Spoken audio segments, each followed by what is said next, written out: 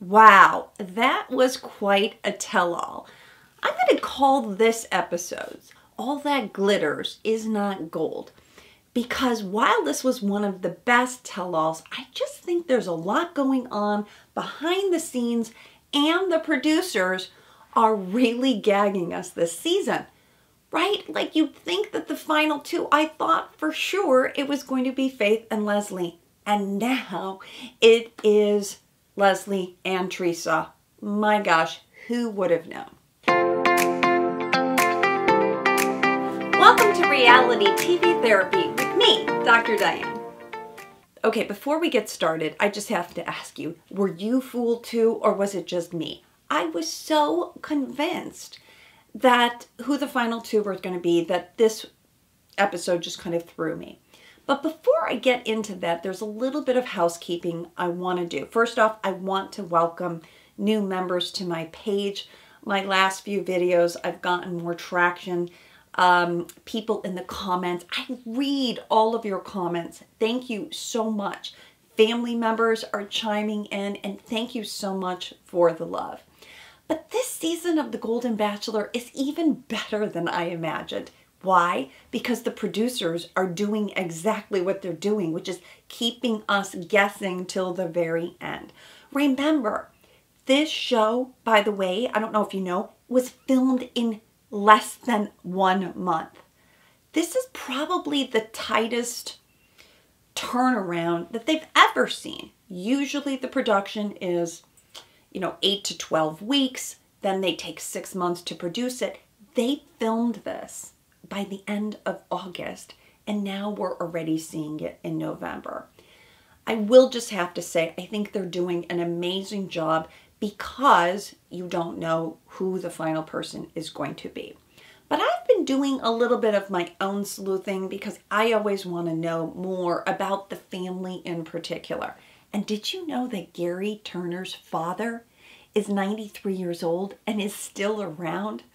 What's so fascinating is there was a story and his father said, oh yeah, I don't see Gerry moving far away. He would only date someone within a 60-mile radius. In fact, he met some woman who lived like 90 miles away but took her out anyway and she catfished him. Such fascinating stories. I would love to meet Mr. Turner and ask him more about Gerry. But we find out a little bit more about Gerry. A few episodes ago, I had said maybe Gerry is interested in kind of like the wounded bird. This was my theory. And it turns out that Gerry's own mother was an alcoholic and what he says, a very bitter person. So as a psychologist, I have to wonder, does that mean then he's going to choose someone like Leslie? But Leslie's not bitter at all. Or is he going to choose someone who's just more demonstrative like Theresa? Does that feel like a safer bet? So there's so much nuance and complication here. But needless to say, I do think this actually helps Gerry be a more positive person and an empathetic person. Understanding Gerry's background, that he had a difficult mother, may be that maybe he did have to be somewhat people-pleasing, but that's where he gets his skills of attentiveness and really listening. And I think through that adversity, it's just made him a good partner, because that is for sure what everyone on the tell-all is also saying is how sweet and how kind and how attentive Gerry is. And that's what's made him a great bachelor. Let me know if you agree.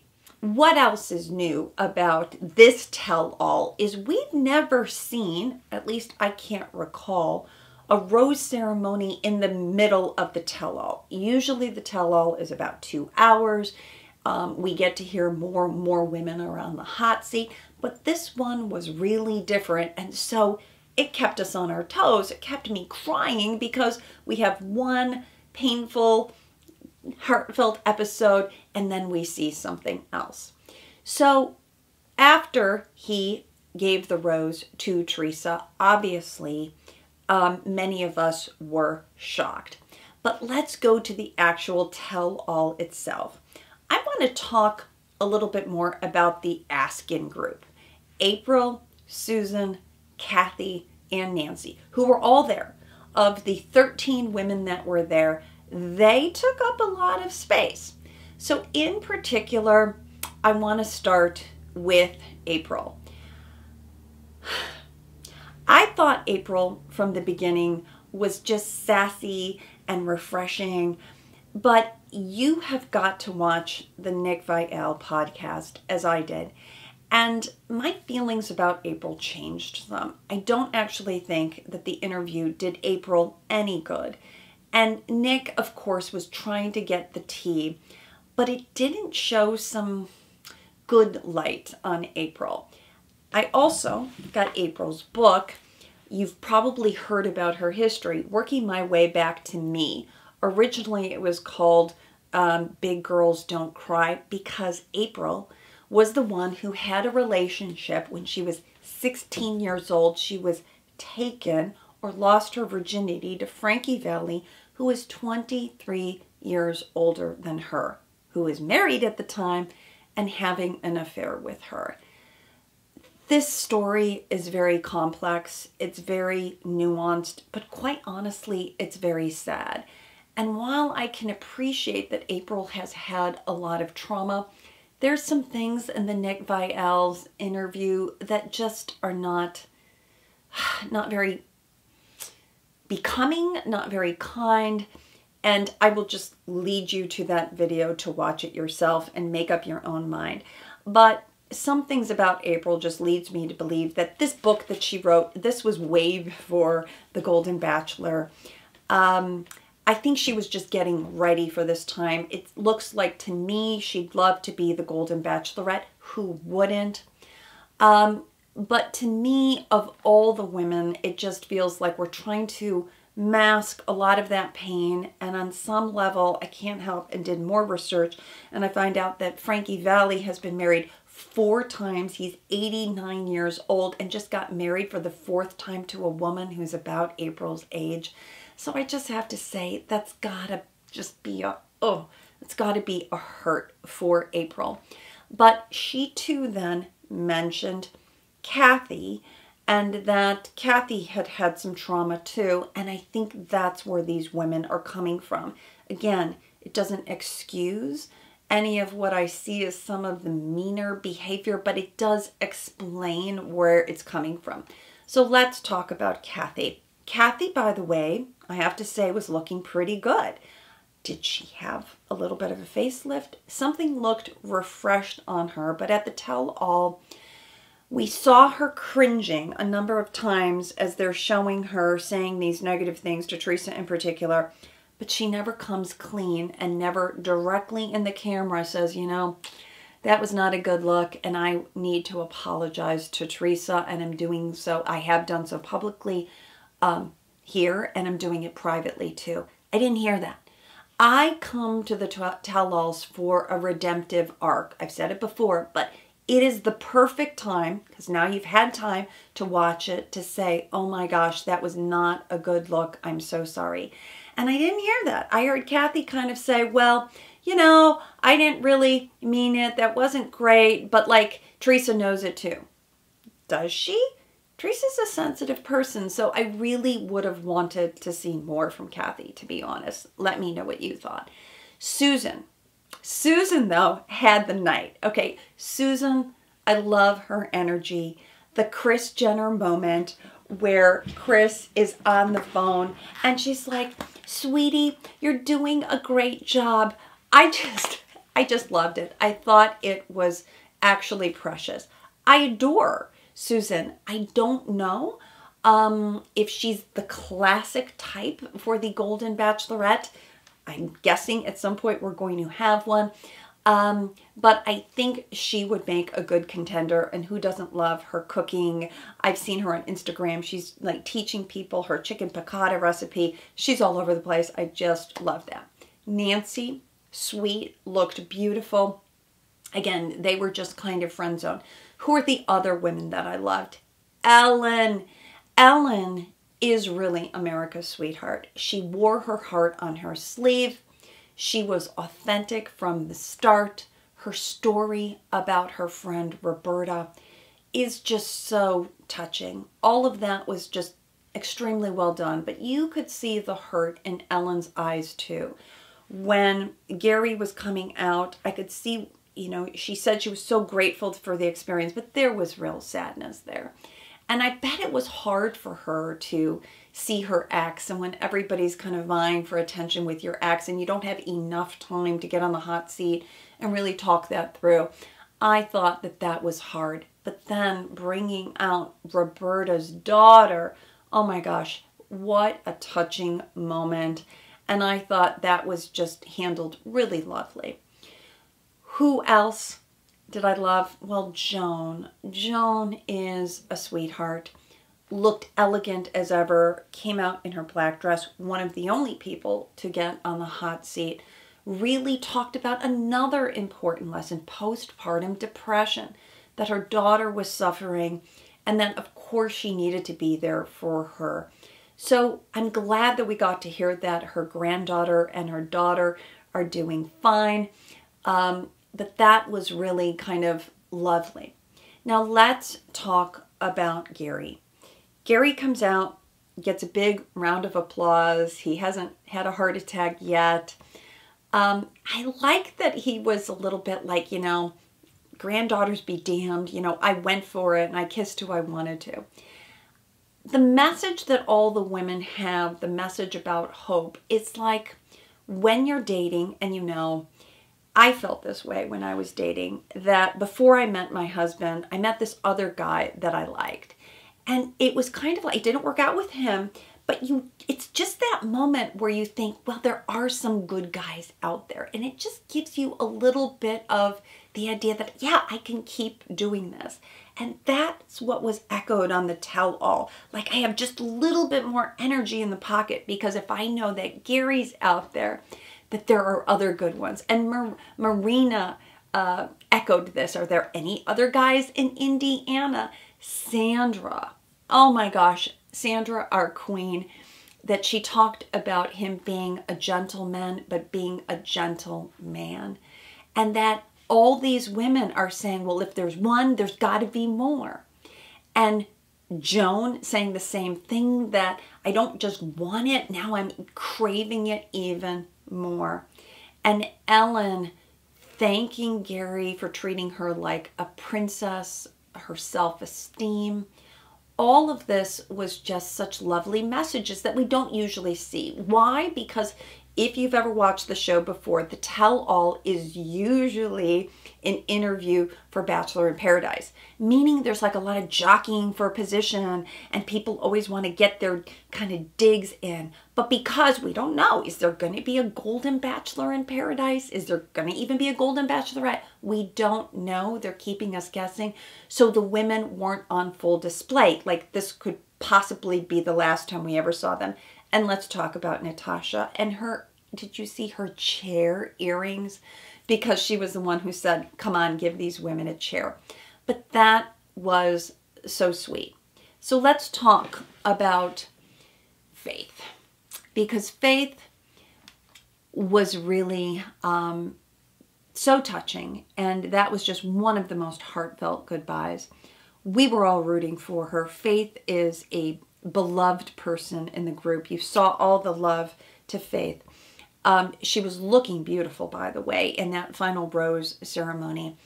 And then he decides to choose Theresa. But what's really interesting, I talked about Faith, and I suggested that maybe that she had a fearful, avoidant attachment style where there was some wounding in childhood.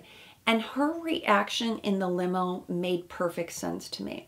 Because Faith, if that was the case, the family has said that they had a tough beginning, they kind of raised themselves, then oftentimes somebody goes into shutdown mode. I've had some bad news and I just go numb because I can't really grieve. And then we see when Faith comes on, she's sort of caught off guard because now all this suppressed grief comes out. And then there's the hype of the audience and people applauding. And you kind of feel a little bit safe again to let your guard down. But her response, her delayed response, also makes sense why now she's kind of second guessing herself. People in the comments even said, you know, did Faith, by having said, I'm not going to move, did that destroy it for her? Who knows, right? Oftentimes what happens on these shows, and it happens just in love in general, is you already know who you're going to choose. But you have to bring people along to keep up with the story. And so I just imagine what a mind mess it could be where you're thinking, if only I hadn't said that, if only I'd said, we'll figure it out and I'll move everywhere, because then she says, I would have gone with you. And it's like, oh God, Faith, all of us who kind of put ourselves out there can do that. But here's what I loved about Gerry, is his response. This is an important part for closure, because what do people want in closure? Everybody says, well, I want closure with my ex. What does that mean? You want to know that your ex cared. And this is what Gerry does a really nice job doing. He does care. He's crying. He's right there with her, saying, I loved you all. When I told you I loved you, I meant it. It was genuine, but I need to find the right one. This is not like Clayton, who says, I love you all, but I love Susie most. It feels very different. He knows the gravity of what he's saying, and he's apologizing for it, taking full accountability for that. And then Gerry gets choked up when he turns to Faith and says, I promised your family I would protect your heart. And she says, I don't feel like you deceived me. This was quite a journey, and I'm a better person for meeting you. I mean, this is just like one of the most iconic, beautiful, mature breakups that you ever see. Like, what more would you want? Because he's in there. He's crying with you. He's not dismissive and saying, oh, you know, you didn't matter. That is what we all hope for. So I did love how Gerry handled that. Having said that, if I was talking to Gerry or his dad, I would say, please don't tell somebody you love them until it's the final person. And I think Gerry knows that too. I said last week, I think he got caught up in the moment, right? People start saying to you, I love you. He's out of practice. It's natural to say it back. So I get the feeling, as we know, there's going to be one more heartache here, and that's going to be hard. But as I'm seeing these breakups, these closures, I'm impressed with how they're being handled. And everyone else is too. Everybody loves the show because it just seems so much more real, so much more authentic. We can learn a lot about how to treat a person, how to take accountability, how to say that I'm sorry that I hurt you. These are lovely lessons. And then I do want to end on a little funnier note though, which was the bloopers. Okay, these ladies, do you have that amount of gas when you get that much older? Hysterical. And I love that we're even talking about food, because usually, I don't know, they sort of hide the food, and when they're on dates, they don't let them eat. But here, they're eating, and guacamole, and meatballs, and chicken piccata, and I love all of that. And then Sandra with, like, my goodness, the longest fart ever. And people are like, oh my gosh, they were embarrassing her, but she seems to be like just self-effacing, and I hope she wasn't terribly upset about that. But all the women, Kathy then like pushes someone in the pool. You're like, ooh, not a good look on Kathy. And the spider. And here are women just adoring one another, doing whipped cream in their mouth. And I just loved how much fun they had, because as Susan said it, it's not just about love, it's about friendship too. And that's what you have to embrace. The Golden Girls, I could watch these women like, you know, playing cards, mahjong. I could just watch them do anything. And that's what's making this season. Gerry's great. I would have to give Gerry the gold star for how he's handling it, but so are these women. I would have to give all the women the crown. The crown for how well they're handling themselves, putting their own feelings aside, supporting one another in their journey, having lost love. But we end with such a positive note that even if it's not this one, there's hope out there. And that's what I want to leave you with. Let me know what your thoughts are. If you're enjoying my videos, please make sure to subscribe, like the video, and leave a comment because I read them all. And I am glitter and I am gold. And I just want you all to glitter too. And that's a wrap.